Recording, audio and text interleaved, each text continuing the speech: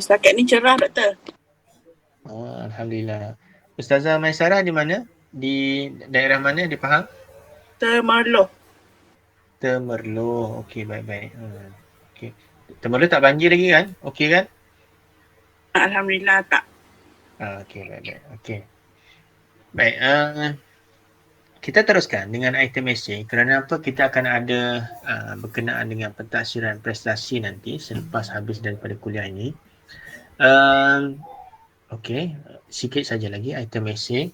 So item essay ini dia mempunyai respon ataupun jawapan yang terbuka. Pelajar perlu menjawabnya. Dia sangat bagus sangat bagus untuk mengukur tahap kognitif yang tinggi. Maknanya boleh sampai kepada tahap yang tinggi untuk domain kognitif domain kognitif iaitu mencipta. Boleh sampai tahap itu. Tapi untuk aneka pilihan tadi ataupun aneka objektif tu dia sukar lah. Kalau nak bina tu memang kena fikir macam mana pelajar boleh generate idea dia sendiri. Okay. Since untuk yang pelengkap tu pun dia tak boleh sampai kepada tahap tu. Sukarlah untuk sampai. Orang-orang yang hebat saja boleh bina item tu untuk sampai tahap yang itulah. Okay. Esei respon terhad dan juga esei respon terbuka. Maknanya dia ada dua jenis, iaitu respon terhad dan juga respon terbuka. Respon terhad ni ada juga yang menyatakan bahawa dia termasuk kepada soalan yang berbentuk structure, okay, ataupun struktur. Okay, item yang berbentuk struktur. Macam tu. So maknanya boleh ataupun yang terbuka lebih panjang lagi lah. Ada punya item dia. Okay, seterusnya ialah kita ada prinsip umum dia lah, item adalah padat dan jelas. Okay, arahan adalah jelas. Okay, panjang jawapan, markah dan lain-lain. Maknanya keselarian kesesuaian markah yang diberikan. Kalau semalam kita dah tengok dari segi jadual spesifikasi ujian, kita dah tengok markahnya yang mana yang sesuai berdasarkan kepada kita punya wajaran yang telah ditetapkan tu. Ada kesukaran yang setara dengan markah. Okay, setara dengan markah dan juga semalam saya dah sharekan berdasarkan kepada Philip 2017. Ada soalan esei untuk yang sukar ke berapa masa dia tu. Dan juga markah dia mestilah berbaloi tu. Selalunya markah ni kita tengoklah dia punya isi dan juga pertimbangannya ialah antaranya ialah dari segi apa dia punya isi dan juga huraian dia. Selalunya lah isinya mungkin katalah isi satu markah, huraian satu markah, okey, ataupun mungkin ada nak tambah contoh satu markah, macam tu. Okey, so kita perlu pelajar perlu didedahkanlah dengan apa kriteria yang kita nak gunakan itu. Ini kena biasakan. Kalau dalam peperiksaan SPM mesti ada isi, mesti ada huraian. So maknanya dalam konteks pelajar menjawab jawapan tu kita mesti train dia. Okey, para pelajar bila ia menyatakan menghasilkan soalan esei, dia mesti ada isi dan mesti ada huraian. Dan cikgu-cikgu nanti bagus kalau boleh menjadi pemeriksa kertas di mana-mana. Okey, so maknanya di sini contohnya di peringkat SPM ke ataupun di peringkat negeri ke, supaya yang itu kita dapat tahu apakah aspek yang diberikan markah dalam jawapan pelajar dan kita boleh gunakannya, sharekan kepada para pelajar. Okey, so ini ada kesukaran yang setara dengan markah itu. Okey, kata tugas item subjektif. Kata tugas dia antaranya lah apakah. Contoh kata tugas apakah. Yang ini dia gunakan bila kita nak dapat maklumat yang khusus ataupun spesifik. Apakah maksud hijrah? Apakah maksud izhar syafawi? Apakah huruf adakah adakah huruf alif ini termasuk dalam izhar syafawi? Contoh macam tu. Betul atau salah? Macam tu. So dia nak tahu yang spesifik. Bagaimanakah memberi penerangan mengenai cara langkah-langkah prosedur? Okay. Bagaimanakah langkah untuk melaksanakan apa? Okay. Apakah prosedur? Contoh macam tu. Bandingkan, menyatakan persamaan dan perbezaan. So ini yang sepatutnya jawapan lah. Bentuk jawapannya lah menyatakan persamaan dan perbezaan. Bandingkan antara oren dan juga pisang. Okay. So mungkin kita boleh nyatakan dengan lebih ni lagi lah. Apakah perkaitan antara buah A dengan buah B? Contoh macam tu. Bezakan, menyatakan perbezaan kelainan dua perkara, bincangkan, memberi penerangan dari beberapa aspek secara kritis, baik buruk, pro kontra. Bincangkan langkah menyelesaikan isu perbezaan politik, pandangan politik. Contoh macam itu kan.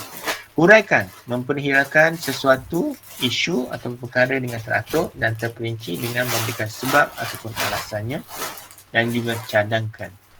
Okey, dalam soalan berbentuk objektif aneka pilihan khususnya, sukar untuk kita minta pelajar memberikan cadangkan ini. Hanya soalan berbentuk esei ni dan juga yang berbentuk pentaksiran prestasi. Okey, so maknanya dia dapat mengukur tahap kognitif yang tinggi, yang paling akhir sekali, iaitu mencipta. Okay, kita tengok item esei respon yang terhad, mengukur pengetahuan, kefahaman dan aplikasi penyelesaian masalah yang mudah. Okey, contohnya macam ni. Okey, mengapakah ini dipanggil juga sebagai soalan yang berbentuk structure ataupun struktur. Soalan bentuk SPM ni lah. Tapi dia termasuk juga dalam esei respon yang terhad. Okey, esei respon yang terhad. So, boleh dijawab dalam bentuk lebih daripada satu patah perkataan, tapi tidaklah terlalu panjang macam contoh bincangkan. Macam tu. Tak perlu. Okay. So, kalau yang bincangkan itu lebih sesuai untuk para pelajar jawabnya dalam esei respon yang terbuka. Ini adalah bentuk esei respon terhad ataupun dalam bentuk struktur itu. Okey, seterusnya lah esei respon terbuka. Pelajar merancang dan memberi jawapan secara bebas. Yang ini mengukur kebolehan pelajar menyusun dan menyatakan pendapat mereka sendiri dalam sesuatu isu. Okey, bincangkan isu berkaitan alam sekitar dan cadangan penyelesaiannya. Mungkin dalam bahasa Melayu lah. Okey, so maknanya kita ataupun bahasa Inggeris ke ataupun mungkin sains ke, so boleh digunakan esei respon terbuka ini. Contoh di sini, huraikan tindakan penjajah British yang membawa kepada penentangan tersebut. Ceritakan tentang perjuangan tokoh-tokoh berikut menentang British. Contohnya Dol Said, okay, 5 markah. So, dia mesti ada 5 poin. Mat Saleh, 5 markah, dia mesti ada 5 poin. Berikan 4 cadangan kepada generasi muda. Ini dia punya cadangan ni. So, yang ini adalah creating. Tahap yang tinggi. Okay, apakah cadangannya? Okay, tapi soalan-soalan seperti ini tak boleh nak banyak lah dalam kita punya ni. Sebab mungkin ada pelajar-pelajar yang lemah, dia mungkin sukar untuk memberikan pandangan berdasarkan kepada kelemahan-kelemahan yang dia hadapi lah. So that's why dalam kita punya soalan ataupun ujian itu sewajarnya 50% aras yang rendah, 30% aras yang sederhana, manakala 20% itu aras yang tinggi. Okay, dan kelebihan dan kekurangan item esei sesuai untuk mengukur aras kognitif yang tinggi, dia mengelakkan tekaan, sukarlah untuk dia meneka. Itemnya mudah dibina. Itemnya mudah dibina. Dengan syarat satu STEM itu mesti dia jelaslah dia punya penyataan dia.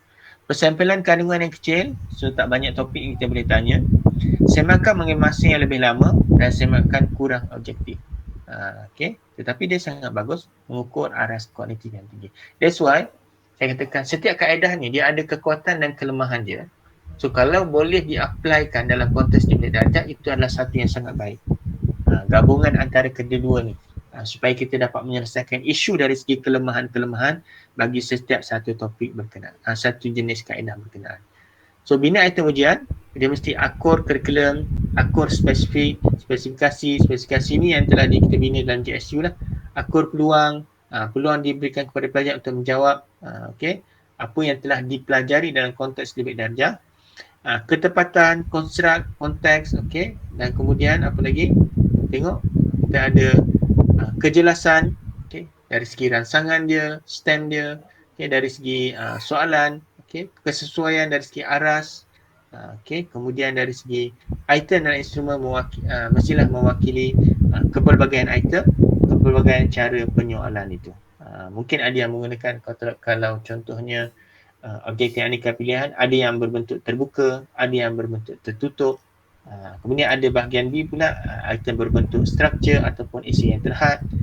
Item bahagian C misalnya, item yang berbentuk esei yang terbuka. So itu adalah contohnya.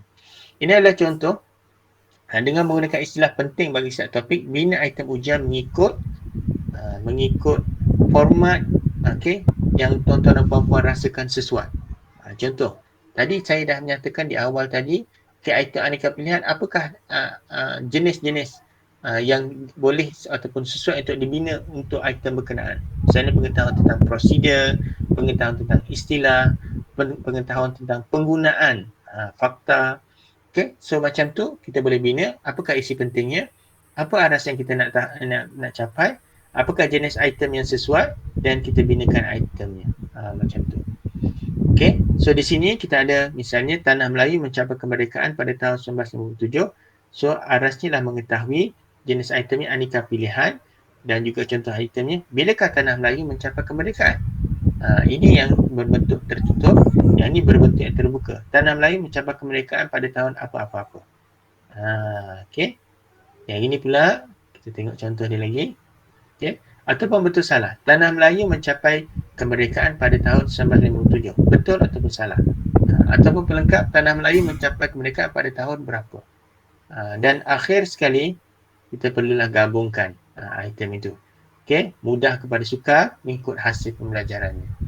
Selalunya berkaitan dengan topik yang sama. Katalah soalan nombor 1 hingga 3 soal topik yang sama.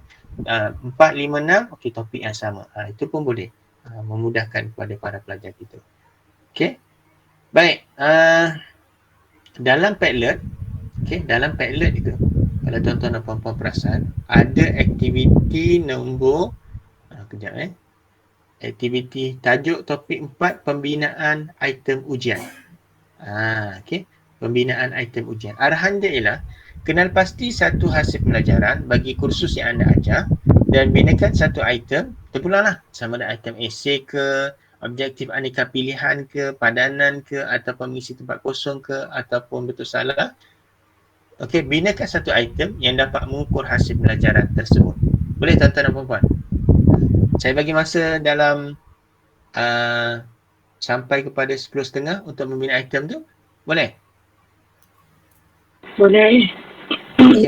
So saya mohon di-upload pada Padlet itu, tuliskan nama masing-masing. Macam tu. Contoh saya ada berikan, ada jawapan rakan-rakan yang sebelum ini, so itu pun boleh jadikan contoh.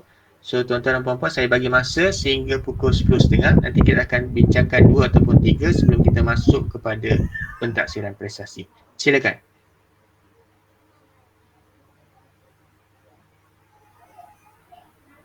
Sama-sama sarapan pagi tu? Okey, bolehlah.